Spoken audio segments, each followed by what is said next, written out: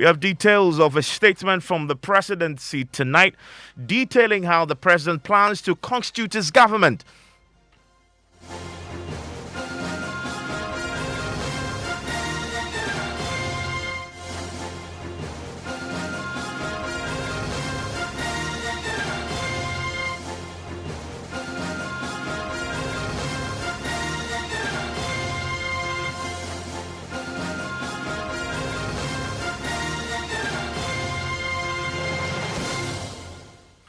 And Top Story is always brought to you by Gasem Cement, the nation builder. Vodafone, the future is exciting, ready, as well as Belacqua Mineral Water. Tonight, as many as 41 ministers who served in President Akufo-Addo's first term have lost their jobs and will not be returning to serve in his final term. The president has slashed number of ministers from 126 to below 85. He will also have only 28 ministries instead of the 36 in his first term. Also, in a surprise move, the president will not appoint any deputy ministers. The president has been providing details of how his government will look like in his second term in a statement issued today. More on that shortly. But first, that statement also indicated that a full list of ministerial nominees will be submitted to Parliament today. So, has Parliament received the full list? Joseph Gakpo is on the line with me. Joseph, do we have that list in Parliament?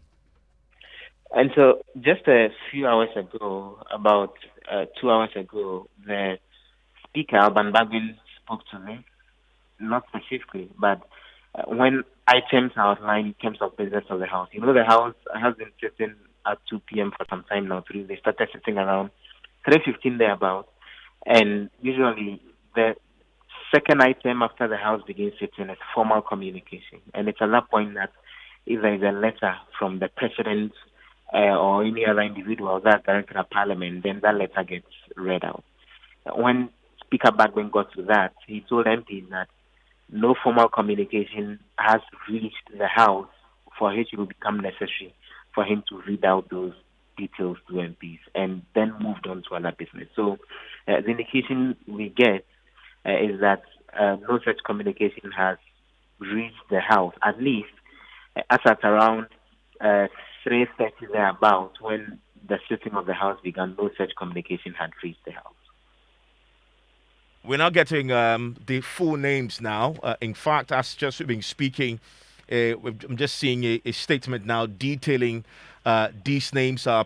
Presidential correspondent will join us with details of this. With me in the studio is Ernest Menu, who of course has been looking at the names. Elting also is joining us on the telephone lines right now as we go through the names. Joseph, stay with me as well, because I know this is going to come to the floor as we begin to learn a bit more of this. Elting, thanks for joining us. I'm just seeing the list for the first time as we've just been speaking. We know from what the Speaker told the House a couple of hours back that after that time they were yet to receive it. Joseph just confirmed it. But you have the list now from the presidency, and it's a statement that's been signed by Eugene Ahing, the acting director of communications of the Office of the President. Let's start from the top. What are we learning? So, Evans, just like you said, the president in the earlier direction said that he was submitting the list to Parliament. Now we have the full list submitted by the president, signed by Eugene, the director of communications. Okay, Ernest, Elting, I can't hear you. Reposition, and let's get clarity on the line. But let's go through it. Let's go through it. We just received it as well here. So for the national, let's start with the national security. National security, yeah. You have Albert Kandapari. Remember that Evans, in 2017, he was one of the first ministers appointed by President Akufo-Addo on the list. He's the first minister that has been named here. So he's been retained. Exactly. He's retaining his position as the national security minister. Then the very controversial ministry. The thing about Kandapari, there's a lot to discuss on this. Is many thought, well, I mean, he made up, but he did his job quietly.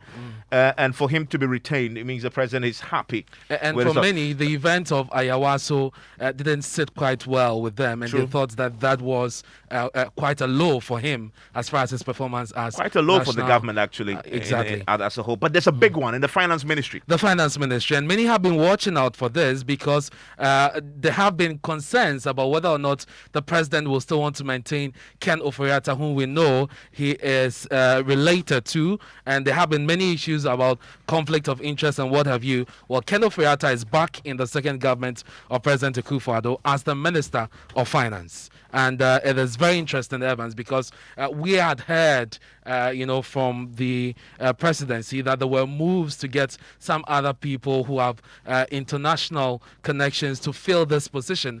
I don't know what this indication gives, but Ken Oforiatta is back to the position of finance ministry, and we are waiting to see if there'll be any explanation, and subsequently we'll get some people to speak to as to why the president decided this time round to maintain him as the finance minister. Yeah, I mean, so that definitely is one that many were watching. Of course, the president is going with the safe pair, and I guess we got an indication of this from the appointments he's made to his own the presidency. I guess the office of the president. He maintained a lot of the names, and we are seeing that again here. So trade and industry is still Alan Chamantin. And Elton did indicate that he was one of those who was literally just going to walk into, stay in that role. He, together with the roads minister, will come to that shortly. But Alan Chamantin definitely has been maintained as the trade and industry ministry. Let's walk through the list. I'm sure many just simply want to go. We'll come back to the analysis shortly. Then we have defense minister. Dominic Nitiwul has also been maintained as the defense minister. You go to Interior, you have Ambrose Derry, who is still the Interior Minister. The Foreign Affairs Ministry is still being occupied. The position is still being occupied by Shirley Ayoko Boche. And the Attorney General and Minister for Justice, that's a new one. And we saw this coming. Elton predicted it, that Godfrey Dame was going to be elevated to the position of the substantive Attorney General. He served as Deputy Minister in the previous... It comes to me as no surprise. We'll tell you why very shortly. Absolutely. But the Attorney General is among the list, first new name there, substantive. He was there as a deputy. He's now be substantive. And another one that comes to me as no surprise is the position of local government ministry. Now it is local government, decentralization, and rural development. Again, we'll explain. And that's Dan Boche. We'll explain for you shortly why the name has changed. It used to be just local government ministry, government, exactly. And what has happened to it now. We'll explain shortly. But that position has been occupied by Dan Boche. It appears that the previous position, the previous ministry, when it used to be local government ministry, was occupied by Halima Mahama. We'll see if her name pops up somewhere. Anywhere but as it is now, we haven't spotted her yet. So let's go. Parliamentary affairs. Parliamentary affairs, we have the Honorable Osache Mensah Bonsu, who is the leader of the NPP caucus in Parliament. Communications and digitalization. And so this has also changed. It's not just the Ministry of Communications. You have Esla Usu Ekufo occupying that position, maintaining it, I should say. Food and Agriculture, Dr. Owusu Efri Yakoto also maintaining that position. The Energy Ministry has changed. As predicted has changed. You have Dr. Matthew Opoku Prempeh moved from the Education Ministry. Now he's in the position of the Energy Ministry. And then my one of the things that I predicted, in fact I said it was a no-brainer. Absolutely. Is Education Ministry. Education Ministry is now going to be occupied substantively by Dr. Yao Osei Educhum. So the second person who have been elevated. Elevated, yes. Elevated. He used to be the deputy. For many, this was a no-brainer. He should have occupied that, and he has occupied it now. And many looked forward to that. These are our nominations, but of course, for the MPs, as Elton will tell you, you don't expect too much fight back from their side. Let's go to health. Health is important, obviously because of COVID-19. We'll talk about that shortly. But who is occupying health?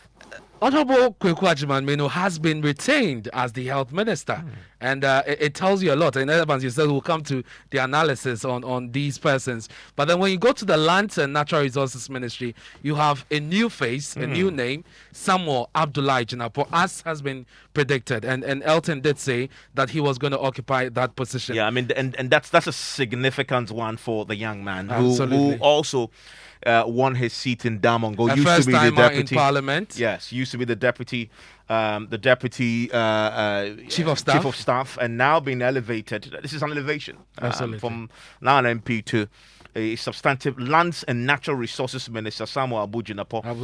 Roads and highways. Kwesi Amwakwata, and maintains that position, and we did indicate that he was one of those. And also, when you come to the Works and Housing Ministry, there's a new face. That's a big one too. And a big one too. This is the first time MP Francis Asensu-Boakye. Again, he was also Deputy Chief of Staff, together with Abdullahi Jinapo, Samuel Abdullahi Jinapo. They have been substantive promoted essentially. Yeah, I mean, and the portfolios you're holding are heavy portfolio, very very key ministries. And later we'll tell you what the president intends to do with the Works and Housing Ministry. It appears it is going to be a key ministry in this second administration, or this second term. Now let's go to the Transport Ministry. The Transport Ministry is occupied by Kweku Foyesama. He maintains the position from the previous government.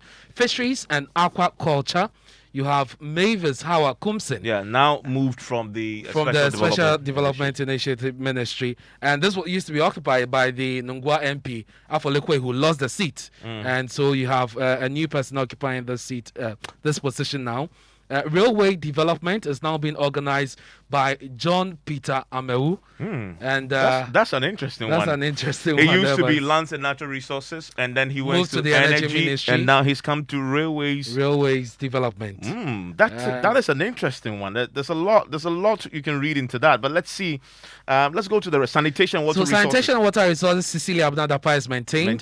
Tourism, art and culture, you have Awal Mohammed. I mean, and entertainment folks they have been talking about this. Yes. Awal Mohammed now occupies our tourism, arts and culture. We'll get some reactions on this. And he used to have the business development ministry. True. Now he's been moved there. Gender, children and social protection. Honorable Sarah Adjoasafo.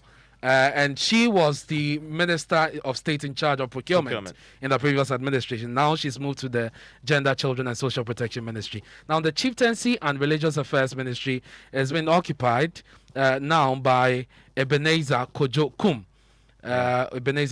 That's a new one. And environment, science, technology. You have Dr. Kweku Efriye appointed to that ministry. Again, employment. That's where the Professor Rimpomboateng used to be. Exactly. Appears to have been knocked off now and replaced by Kweku Efriye, who is the MP who's going to occupy environment, science and technology. Employment and labor relations also maintained. Ignatius Balfour Ewa MP as well, and the information ministry also has Kojo Ponkrumah. So Kojo Ponkrumah is maintained as the information ministry. Employment labor relations is Ignatius Balfour, where again he used to be there and is holding on to it. Youth and sports. Honorable Mustafa Yusuf, and this name popped up somewhere last week, and there were deliberations as to whether or not the MP Kweku Esia was going to maintain, but it appears that those who predicted Mustafa Yusuf taking over the ministry have been vindicated. He's now been appointed to that ministry. Now there's a new ministry, and Evans will talk about this. We'll explain that shortly. Public enterprises, or a new minister, I should say, because it's not going to be a fully fledged ministry. This is a ministry that did not exist before. It didn't exist. First time created by the president. We'll tell you why the president is creating this shortly. But the first time it's been created, and a new occupant there, Joseph Kojo, who is also a member of parliament. Who used to be at the energy ministry. Yes, used to be a deputy. A deputy at the energy ministry, and now has been elevated. So the third person to have been elevated this time around. And now the Works and Housing Ministry, or the Works and Housing Minister of State, Frida Prempe, MP. And there's an explanation to that as well. We'll come to that. We'll come to that. There's a lot to explain and break down for you, but I wanted to appreciate first the names. And names. Those are the names, and these are 30 substantive ministers. In the previous administration, this used to be there were. Let's check that, because we have a total number of ministers. That this is a significant reduction. In the numbers. There was a total of 46.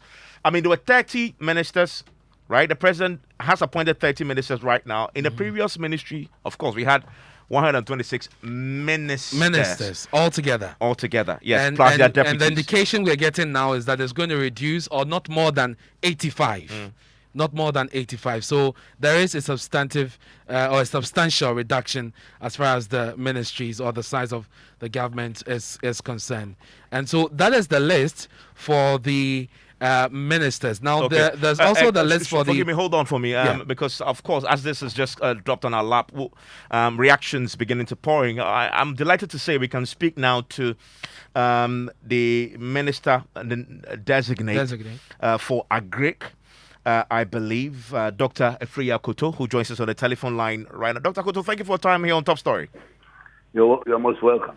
And I guess congratulations once more are in order. Thank you. Thank you very much. Fair to say this is an endorsement of your performance, at least to the president. He's happy and has retained you. Is that how you? What do you read into this maintenance of you? I would agree with you. Tell me. I mean, so this. I understand from the statement that was issued earlier that the president had called you or spoken to you one on one. What was the charge this time? Now that he was giving you another term. Well, the charge is to implement the policies of planting for food and jobs. I guess it's to implement. Some say 4 years you had to do that, and then this next 4 years is to what, ground it more. Yes, basically to take it further than we have, because in the first 4 years is really building the foundation for the 5 modules. The charge is to take forward these 5 modules into the solid policies to increase agricultural performance in Ghana. Going into this new term, and of course, subject to parliamentary approval, are we expecting anything to change about your baby, Planting for Food and Jobs? Not at all. In fact, the 5 modules have various gestation periods. The longest one being the module for planting for export and rural development, which is basically to do with a tree crop development, for which an institution has been established, the Tree Crop Development Authority, to implement that policy. Tree crops take quite some time to mature. You get a planting material, you put it in the ground, you cultivate it for 3, 4, 5, 6 years sometimes before you get your production at a commercial level going. So that is more long term. And my task this time is to ensure that we have enough quantity of planting material to be able to give us the targets set for export earnings. That's basically an export diversification instrument to diversify away from cocoa and get much more revenue, export revenue for this country for its development. Then you have the very short-term ones like those for maize, rice, and others, which are for food security. Those we've seen the results. The results have been excellent. We intend to extend this program to all the smallholder farmers in the country. That will be for 4 years.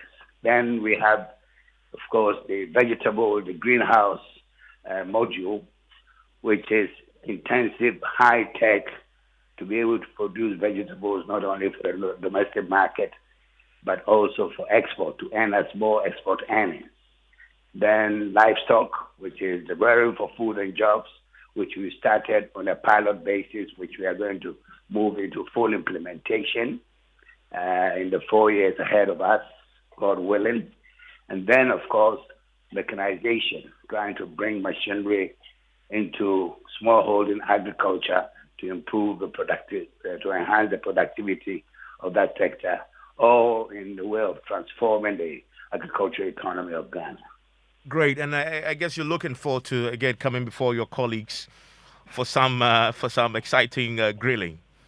Oh, I wouldn't call it grilling. I would say a meeting of friends. basically. Okay. Well, thank you very much, and again, congratulations, sir, Thank you. for that. That's the designate for Agric, Food and Agriculture, Dr. Usifri. I want to bring in now one of the freshest faces to join the ministerial list in the president's second term. He is the Minister Designate for Lands and Natural Resources, Samuel Abu-Jinapo, who is MP for Damongo. Mr. Jinapo, congratulations. Thank you. Thank you very much, Ivan. Thank you. Did you see And this? good evening to your listeners. Did you see this coming? But for these things, you can never be sure. So, But for this is a big one. I mean, I must say that for many, they'll look at this and say that portfolio is a pretty heavy, significant portfolio. undoubtedly, I think it is so. The issues involved in that ministry are quite huge. What's your interpretation of this? Is that your belief that the president has a lot of faith in you then to give you that portfolio, looking at how challenging it's been for those who have occupied it in the past? I think you are right to say that. I've worked with the president since 2005, and it's gotten closer and closer. Don't forget, I was his aide from 2007 all the way to 2016. And more significantly, I worked as his deputy chief of staff for the past 4 years. And as deputy chief of staff, as you do know, you work very closely with the president. So, I mean, he has the best opportunity to assess every member of his government. But I dare say he will have a better opportunity to assess his deputy chief of staff. And so I take it as a vote of confidence, but not just a vote of confidence, but also a huge challenge and responsibility. And by the grace of God, with the support of the president himself and my colleagues in government, hopefully, if I'm approved by Parliament, I certainly will want to give my best shot at this. Lands and natural resources. Just a sheer mention of the name must be daunting. Even with your optimism. Well, I don't get downtrodden by responsibilities. You rise up to the occasion, and you do your best. And also, you have to go into the ministry to offer leadership and work as a member of a team. And I believe with that attitude and with the blessings of God, I should be found. And with the support of people like all of you, the media, yourself, Evans, and all stakeholders involved in the forward march of our country. So I'm confident that by the grace of God, I'll give it my best shot. And I believe that if I'm approved by Parliament, we can live up to the expectation of the president. I know the president called all of you between Wednesday and Thursday and personally spoke to you about it and broke the news to you. Has it sunk in yet? I mean, I'm asking that because, again, you are going to be dealing with Galamsey. I mean, it's a scary animal. And again, the conversations have already begun. It's beginning to become top of the media agenda again. The president put it in his State of the Nation address recently. It's a clear big deal for him. He once hanged his own political career on it. That animal is going to be yours to deal with. That is correct. That is correct. In the previous administration, the first-time administration of the president, he has set up an interministerial committee for that area, chaired by a distinguished professor and former minister for environment. But now he's taking the decision that matters relating to small-scale mining should revert to the Ministry of Lands and Natural Resources. So I'll definitely have oversight. And the president, you are right to say, is very passionate and particular about resolving small-scale mining in our country.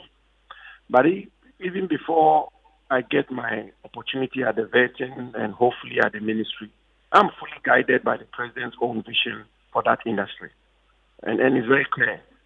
He wants us to have regulated lawful small-scale mining in Ghana, which will create jobs, which will contribute to the economy, but also importantly, which will safeguard the environment of our country. How we achieve that will be my challenge.